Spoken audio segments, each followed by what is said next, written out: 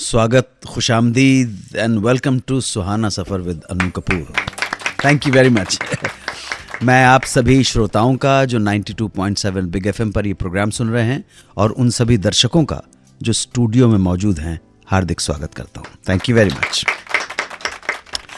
आज के शो में बताऊंगा आपको किस बच्चे को बी.आर. चोपड़ा ने एक दिन टिन के डब्बे ले जाते हुए देखा और भीड़ में ताली बजाने का रोल दे दिया, लेकिन वो बच्चा अपनी कलाकारी से ताली बजाने वाले जूनियर आर्टिस्ट की जगह एक रोल कर गया और रोल करते करते एक दिन बन गया एक मशहूर मारूफ कॉमेडियन। ये बच्चा कौन था, ये राज खुलेगा आज के इस शो में। और क्यों एक फिल्म की वजह से दादा मुनि यानी अशोक कुमार की टूट गई मंगनी, और बताऊंगा कि फिल्मों में गीत लिखने से बिदकने वाले, फिल्मों के गीतों के ऑफर को रिफ्यूज करने वाले शैलेंद्र जी किन हालातों की वजह से राजी हो गए राज कपूर की फिल्म में गीत लिखने को। और इसके साथ साथ आपको पता चलेगा कि एक लड़की ने किस तरह से धोखा दिया राहुल देव बर्मन को, और जिसने धोखा दिया, जिसने चक्कर लगवाए, उसी को आर.डी. बर्मन दिल दे बैठे।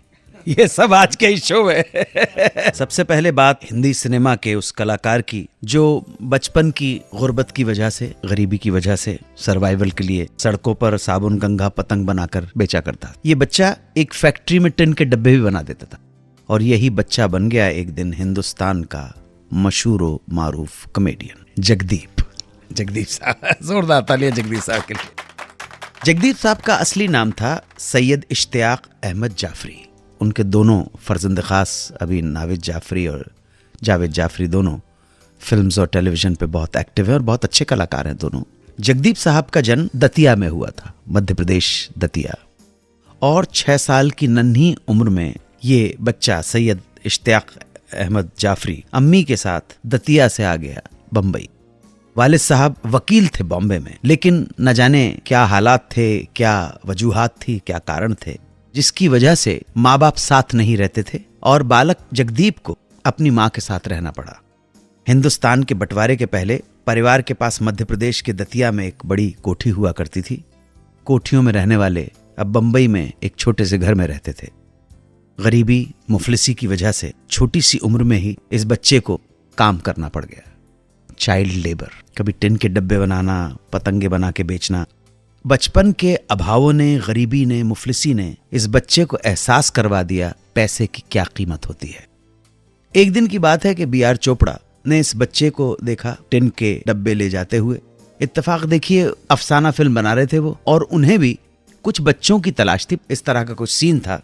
उन्होंने इस बच्चे को देखकर कहा कि फिल्मों में काम करोगे? बच्चे ने कहा पैसे कितने दोगे? चोपड़ा साहब ने कहा 3 रुपए। 3 रुपए की बात सुनकर बच्चा मान गया। चोपड़ा साहब ने कहा कल आ जाना स्टूडियो में। तो बताए टाइम पर वो अपनी अम्मी के साथ स्टूडियो पहुंच गया।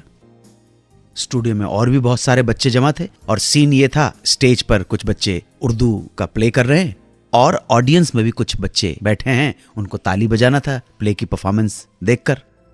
जब रिहर्सल स्टार्ट हुई तो मालूम हुआ कि जगदीप बच्चे को ये ताली बजाने वाली भीड़ में खड़ा कर दिया गया। इसके 3 रुपए हैं, और जिस बच्चे को स्टेज पर परफॉर्म करना था उसको उर्दू में डायलॉग बोलने थे, वो डायलॉग ठीक से बोल नहीं पा रहा था। ऐसे में बच्चे जगदीप ने किसी असिस्टेंट से पूछा, जो प्रोडक्शन का असिस्टेंट था, कि अगर मैं ये डायलॉग बोल दूं तो क्या होगा? तो असिस्टेंट ने कहा तुम तो ताली बजाने के लिए आए हो, कितने रुपए मिल रहे हैं? जी 3 रुपए मिल रहे हैं हमको क्राउड में खड़े होने के। उसने कहा मुझे ट्राई करवा दो आप। और इस बच्चे जगदीप ने स्टेज पर जाके वो उर्दू के डायलॉग करेक्ट बोली। चोपड़ा साहब को भी पसंद आ गई, डायरेक्टर को भी पसंद आ गई, और उसके बाद उन्होंने इसको ही शूटिंग के लिए चुन लिया। जो ताली बजाने के लिए क्राउड में गया था जूनियर आर्टिस्ट के तौर पर, उसको प्रॉपर एक एक्ट करने का मौका मिला, और यहीं से पता लग गया कि इस बच्चे के अंदर कोई कलाकारी है और ये पहला कदम था जो सैयद इश्तियाक अहमद जाफरी ने उठाया था एक फनकार के रूप में, एक कलाकार के रूप में। और उसके बाद इनको फिल्मों में काम मिलना शुरू हुआ और धीरे धीरे अपनी प्रतिभा के बल पर, अपनी कलाकारी के बल पर एक दिन बन गए ये मशहूर कॉमेडियन जिनको हम जगदीप साहब के नाम से याद करते हैं। जोरदार तालियां जगदीप साहब के लिए। 92.7 बिग FM पर आप सुन रहे हैं सुहाना सफर विद अनु कपूर।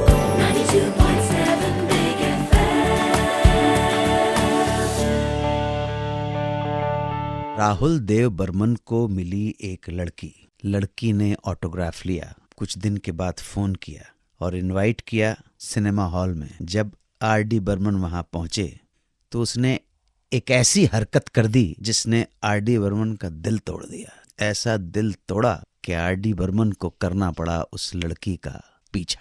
ये मजेदार कहानी सुनाऊंगा वापस आकर, आप सुनते रहें Suhana Safar with Anu Kapoor. 92.7 big FM पर सुनते रहिए सुहाना सफर विद अनु कपूर।